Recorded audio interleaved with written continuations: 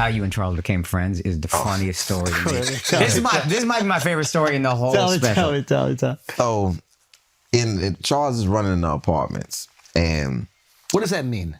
like he's the supplier for mostly everybody in the apartments. Got it. That's selling dope. And where we live at is maybe 1, 2, 3, like 6 sets of apartments. Okay. So everybody got their own little section, but the greens is where nobody goes. They swear the police is over there. So I'm buying my dope from Ronell, which is Charles's brother-in-law, and they in the crew. You don't generally meet Charles. Yeah, you don't really meet Charles. You just Probably don't want to. Ronell. Yeah. So I'm buying my little stuff from Ronell, and I decided to go to the Greens because and how I go to the Greens is because it's a homosexual guy named Tink that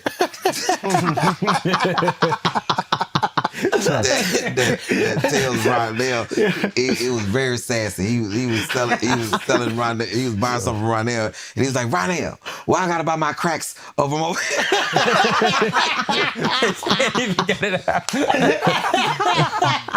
But Tink is fucking crazy. The outfit is Tink must have been like a fan of what's the name? Simmons, Richard Simmons. Because he had on like these little bitty ass Carl Lewis shorts, right? And these leg warmers. And he had this hat and he had a curl that really didn't take. So it was just wet hair. And he had on a half shirt that said Thriller. Okay. So he's terrible. But when he buy, I run around and catch him in the parking lot, and I was like, "Hey, Tink, it's people over there." He's like, "Yeah, we over there. All you gotta do is come over there. I bring you everybody." So when I get to the pool area. He told me to wait at the pool, and it's like, yo, he wasn't lying. It was so many fiends over there. They started coming out like Thriller, like Michael Jackson. They just zombies. Yeah. So I'm over there, son. So I'm So now he's making money. I'm so you're servicing this area that nobody went to because they thought the cops were over there, but it was really just gay people. Yeah. Yo, it's not scary. Tink is the only one that's gay. It only takes one. Everybody else is just regular people. Tink is the only one over there with this bullshit. You seen Thriller, you bite one, they all gay. So It's scary. and Ronell notices that I'm buying more from him, very rapidly. So Charles wanted to meet me, and everybody hang out at the park. I don't know why drug dealers take over a park, but it's very. They like the greenery. I want to be outside. This is not even a green park. This is a park in an apartment Oh, it's just where cement. they put down some like rug, put a structure on top of it. Vault somewhere. This is crazy. They're doing their best. You can look and see the pool, but so I'm over there, and Charles wanted to meet me, and I came over there to buy something from Ronell, and Charles keep trying to talk to me, and I'm like, no, I don't want to talk to him. Wait, why?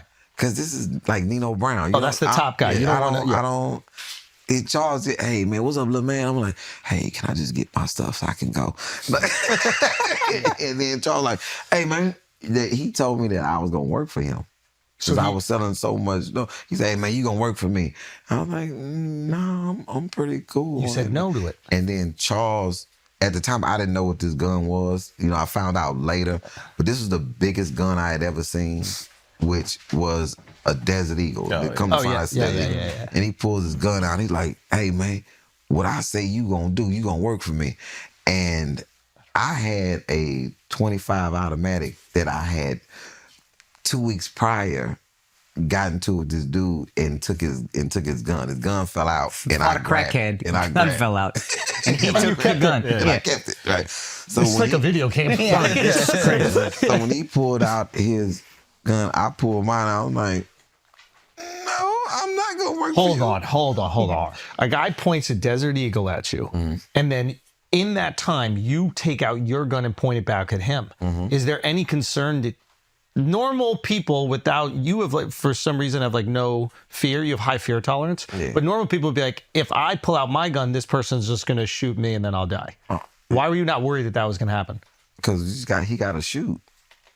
Yeah. You gotta shoot. You can't pull something on me. You gotta shoot. Actually, I've heard this. Like, if you pull the gun out and don't shoot, some people say like they're not willing to shoot in the first place. I have had a gun put on me 3 times, and I've never been shot by either person. This is actually the worst thing to happen because now you're probably too You confident said around either guns. person, which lets me know someone pulled it on you twice, but that's No, no, 3 different people. Okay. And if my boy Kid Styles was here, Kid Styles, he'd be like, "Yep, this is what happened." A dude put a gun on me because I was ribbing on him in the parking lot. Well, this is what I'm getting at. Those gonna be the first to shoot. Yeah. Okay. He gets mad because I'm talking about him in the parking lot, and he pulls his gun on me, and I look towards Kid. I said, "Kid, he about to get his ass whooped." And I turned and I said, "Hey, you better put that gun up before I fuck around and get mad out here." And then I just turned back talking to Kid. And he put his gun and Kid was like, "Yo, you are a crazy man." I was like, "Man, if he was gonna shoot, he would have shot. Because if I pull out on you, I'm going to shoot your ass." Yeah. I'm for 100% going to shoot you. Yeah. It's not even a doubt in my mind that I'm going to shoot you. I'm going to blow your fucking brains out. But- Because okay. in my mind, I can't pull a gun on you and not shoot you. Right. That's me. But what happened in this situation where he pulled the gun out? We're in the middle of Jamaica. It's a club. All these people out here, you're not fucking finna shoot me. Got it.